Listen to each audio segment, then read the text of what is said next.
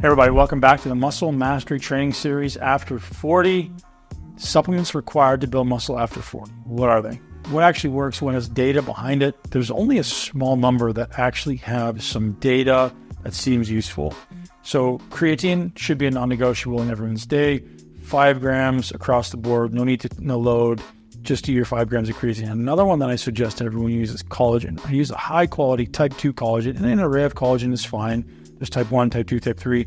You can use all of them. Type 2 seems to be the best. I actually just sprinkle it on top of my steak or on top of my ground meat and almost use it as a condiment, and it adds a nice texture to it. My suggestion, easy way to get it in, obviously get the unflavored one. And then maybe we start looking at some other things like beta-alanine. Maybe we start looking at some other things like some mushrooms that can potentially increase our cardiovascular performance and our immune system function. Because the immune system, believe it or not, is very, very correlated to muscle building success.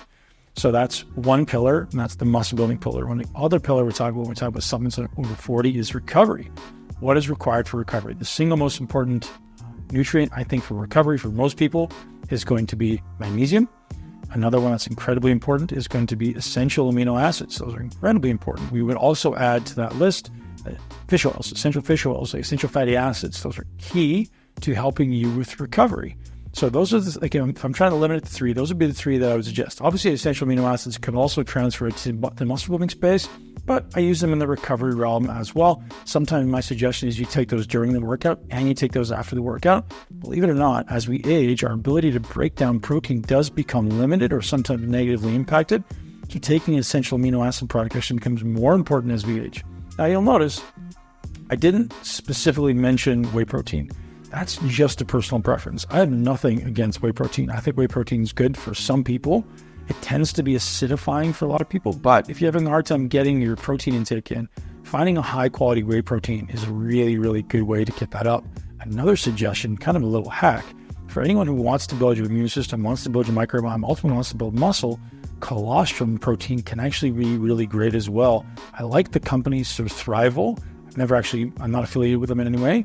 But Thrival's got a really high quality colostrum protein that I use personally when I can tolerate it, which is not always. So my suggestion is you generally are supplementing with some protein powder because it helps for absorption in those times where maybe you don't want to eat a large amount of animal proteins. And the final piece of the puzzle, so we got muscle, we got recovery, and the final piece of the puzzle is testosterone. So many people will argue whether or not testosterone supplements actually do anything. And the truth is the data will be very, very conflicting. Some data says that it's great to bring people's testosterone up. Some data actually says if your testosterone's high, these supplements can bring it down, which is a big problem. So there's a few things that we know ubiquitously are generally beneficial for improving testosterone from a supplement perspective. Zinc, magnesium, and boron, and vitamin D. Those 4 are incredibly valuable from a base level testosterone perspective. Also, not a supplement, but important to consider, you have to get enough dietary fat, specifically saturated fat.